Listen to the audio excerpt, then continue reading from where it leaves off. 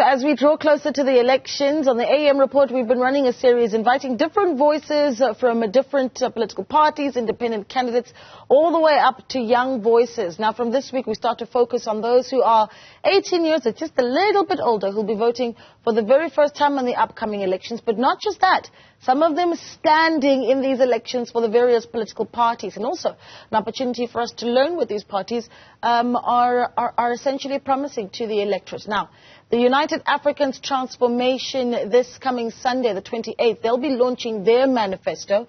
Let's unpack the manifesto with this party, the United African Transformation's Khutjo Thoka, who is only 19 years old. Khutjo, good morning to you. Thank you so much for joining us. I want to start with this. 19 years old, you are incredibly young, and you're running as a candidate, as one of the candidates for the United Africans Transformation. Talk to me about why you decided to enter the political sphere at such a young age, and why this particular party? Good morning to you and also the viewers at home. UAT, to start with, I joined UAT because let me just briefly give you an overview of UAT. UAT is a black party that is founded by blacks. It's funded by blacks. It is for blacks, where we infer our norms and values to the ideology of Pan-Africanism and the spirit of Ubuntu, where we inspirit our people to be independent and feed themselves without depending on the Europeans and the white monopoly. And also we encourage them to share the little that they have with those around them. That's why we say moto ke moto ka batho.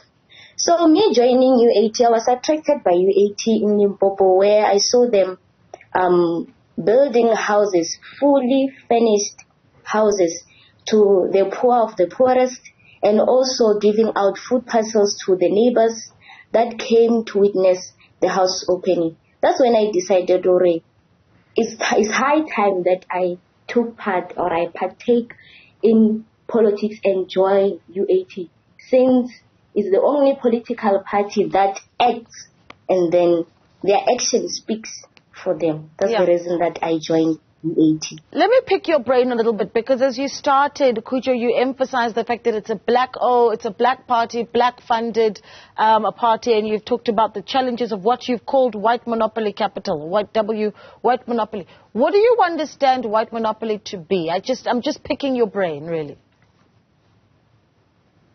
I didn't hear you clearly. What you talked about, how it's a party that is against white monopoly capital. What is that? What is white monopoly capital in your view? What do you understand that term to mean? I can just say that white monopoly is as being led by the Europeans, the white people.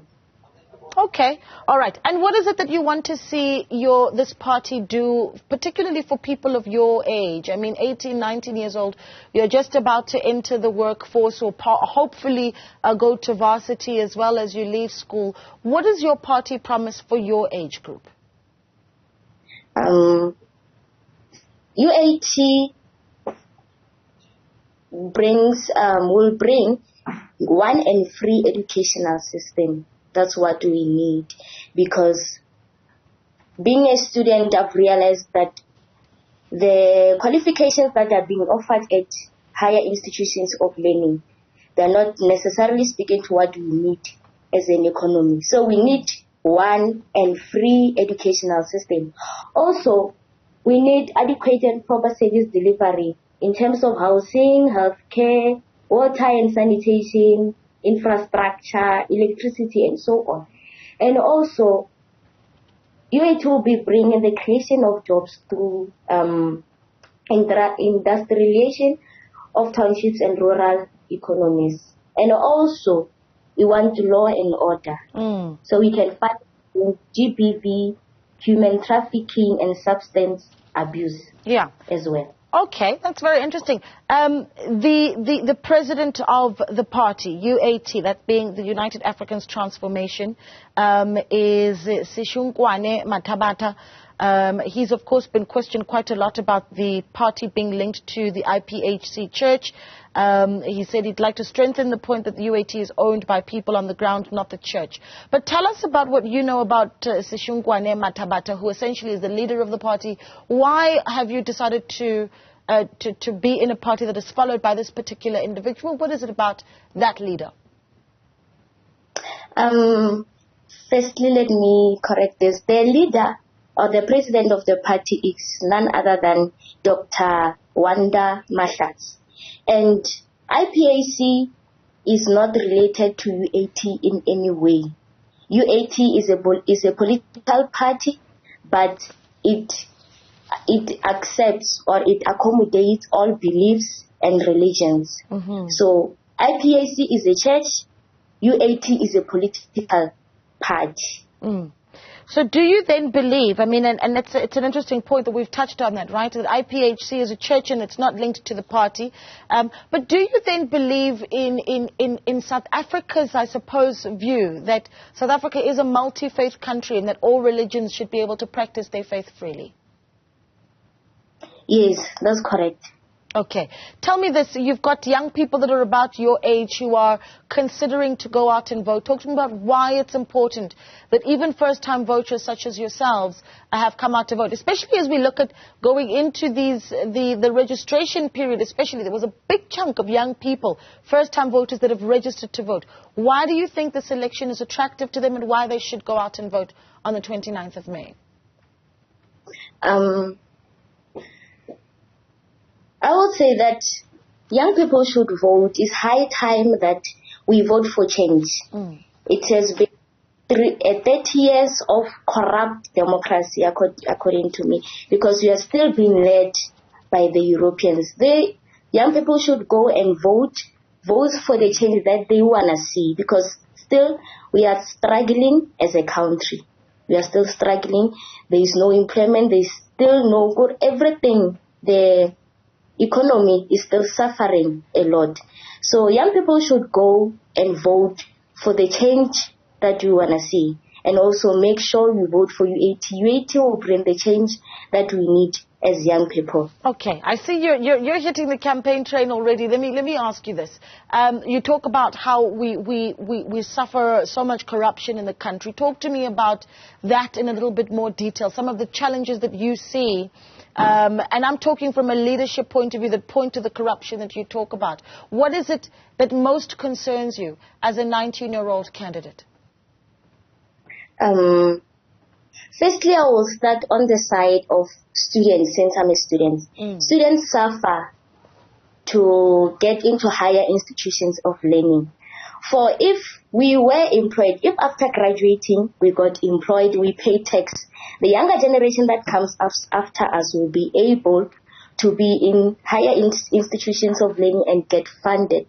Due to corruption, due to older people, the 70-year-old who are still in the working force, they are still there, while younger people with qualifications are at home sitting doing nothing.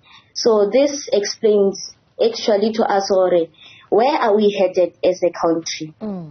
Okay, and if you were to supposedly tell us about your political ambitions, what ministry would you want to see yourself in and why? Now all I want to see is us being in a free and democratic country. As I've mentioned before, that we've got freedom, as they said, but it's corrupt freedom. What I truly do want, and most especially on our economy, we need to see technical skills being offered to our people. Our people being taught technical skills.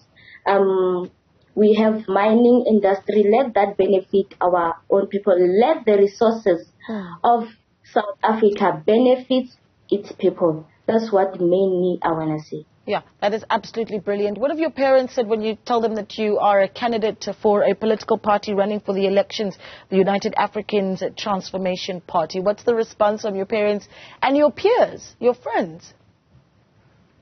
Firstly, I would say I'm very grateful for their support, because if it wasn't for them, I wouldn't be where I am today. My parents, they are very delighted that I'm taking part in a political party that's progressive and is bringing change to young people. And also I'm encouraging my peers that we should partake in politics, because politics is our everyday life. We are involved in politics. And what I can tell them is that they might say that politics are scary. Yes, I do agree. But then what I tell myself every day when I go out to recruit, when I go out to campaign, I say that the age of a young politician doesn't determine our ability to lead. It's our dedication and values that matters.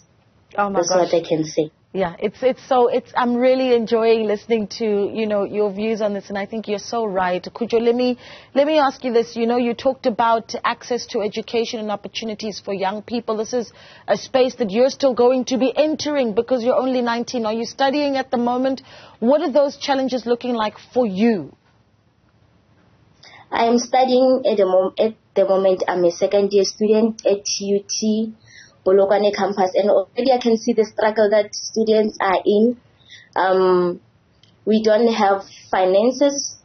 We don't have adequate learning. What I can say? Yeah. We don't have adequate learning. What can I say? Resources, all the resources that you need. Yeah. Resources, yes, I can say. And then good students are suffering at the utmost.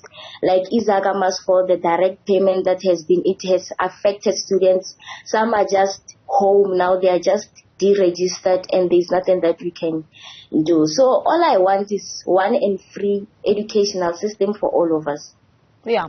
Khutjo, we'll be watching closely to see how you perform, and thank you so much for speaking to us, and certainly for reminding young people your age as well the importance of being politically active, watching what's happening on the political sphere, but also to go out and vote on the 29th of May. She's 19 years old. Her name is Khutjo Thoka, and she is with the United Africans Transformation, a candidate for the party in the upcoming elections. Can I just tell you, Alton, as someone who has done a lot of youth work, in the media space, I'm just so delighted to see that sort of energy in young South Africans, because I think that there's a perception that young South Africans don't understand politics, they don't understand civic action or active citizenry. That just made my day. Yeah, and now if the party is successful and she does make it to parliament, it would mean that you'll have somebody who is actually part of a constituency, a big constituency in higher education, 100%. who can express in parliament what their views are about the experiences of young people in the various universities and higher education institutions. So good luck to her. Let's see how she would be faring. Yeah, 19 years old. She knows what she's talking about.